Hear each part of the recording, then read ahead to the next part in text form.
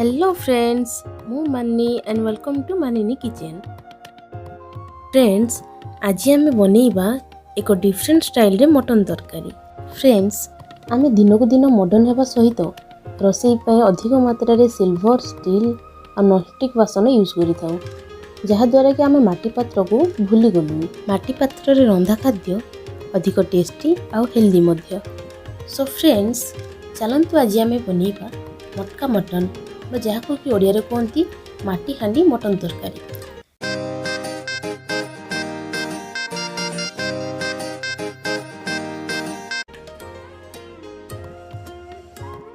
देखंतु फ्रेंड्स, मु एठारे ए साइज रो माटी हांडी नेछि।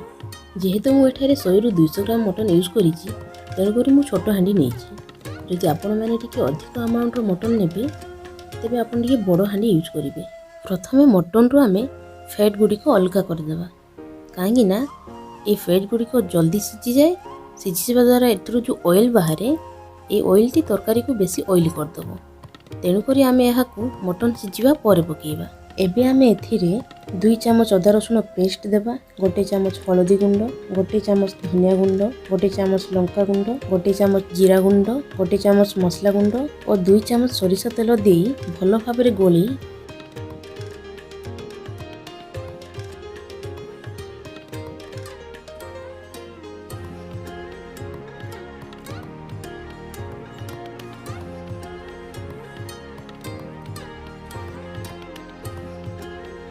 15 रु 20 मिनिट रखिदेबा।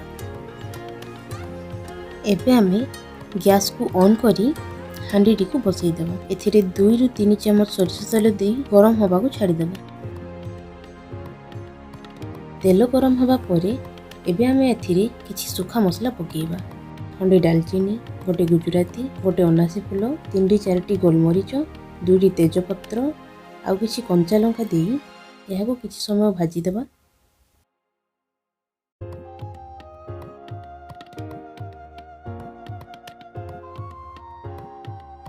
यह टिके भाजी ही गला परे एथिरे प्याज पकेइबा।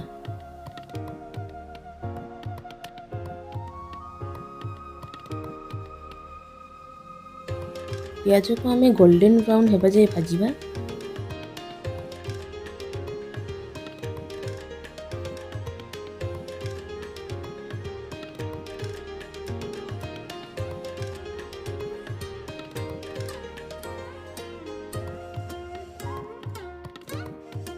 एबे देखंतु प्याज टी हमर गोल्डन ब्राउन हेबा जाय भाजी ही जायछि। एबे आमे एथिरे 2 चामच अदा रसुण पेस्ट को पकेइबा।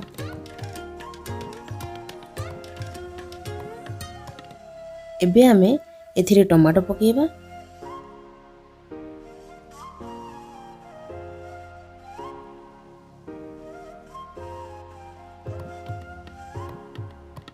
टमाटो टी भलो भाबरे सिझिबा पई आमे एथिरे किछि लूण पकेइबा।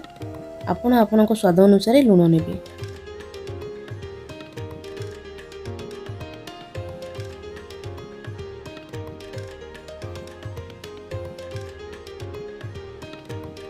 एबे हमें 2 मिनिट पे यह को घोड़े देबा।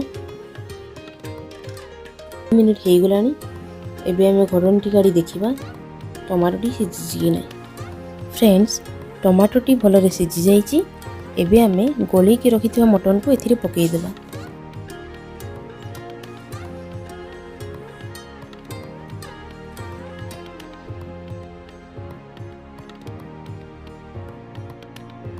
जेहेतु आम पूर्वर लुण पकईचे, तेणु अल्प किछि लुण पकई यह भल भाव में गोलई देव।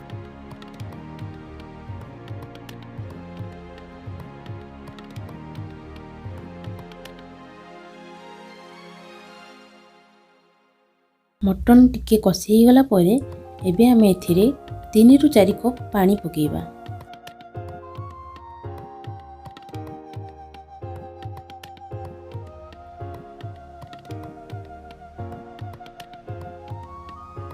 देखंतु फ्रेंड्स, मु एथिरे गोटा रसुण को पकेइछि, जहाद्वारा कि रसुणर भल फ्लेवर आसीबो। एबे यहाँ को अटा गुला साहाय्य एपरी भाव में सील करदेबा, जहाद्वारा मटन टी जल्दी सिझीजिवो आ माटी हांडीर भल फ्लेवर भी आसीबो। फ्रेंड्स, एबे आमे 25 रु 30 मिनिट मटन सिझिबा पई छाड़ी देबा। 30 मिनिट हो गलानी। आसंतु एबे आमे सील को खोली देखिबा मटन सिझिछि ना नहीं। प्रथमे आमे गोटे चामच सहाय्य रे ये अटा सील को खोलिबा, खोलिकी देखिबा मटन सिझिछि ना नहीं।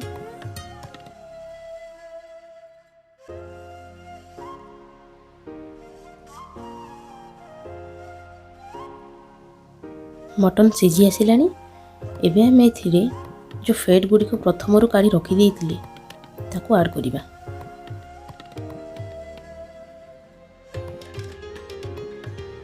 एबे आ 5 मिनिट पई एहाको कभर करी सिझिया पई छाडी दबा। 5 मिनिट हो गलानी। आसंतु एबे आमे कभर खोली देखिबा मटन होइछि ना नहीं। फ्रेंड्स एबे आम मटन तरकारीटी भल भाव प्रस्तुत हो जाइए। आसंतु एबे एहाको आमे गोटे प्लेट रे सर्व करिबा।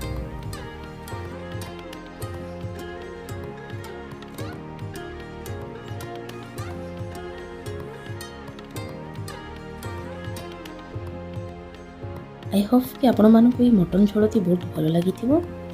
आपण माने भी निश्चय यह थे ट्राए करूँ। भली लगिला कमेंट सेक्शन में मत निश्चय जन। फ्रेंड्स हाँ, लाइक और सब्सक्राइब करने को जमा भी भूलें। साइड रे थिबा बेल बटन को ऑन कर दियंतु, जहाँ फल मोर नुआ वीडियो नोटिफिकेशन आपण मानक पाखरे पहुँची जिवो।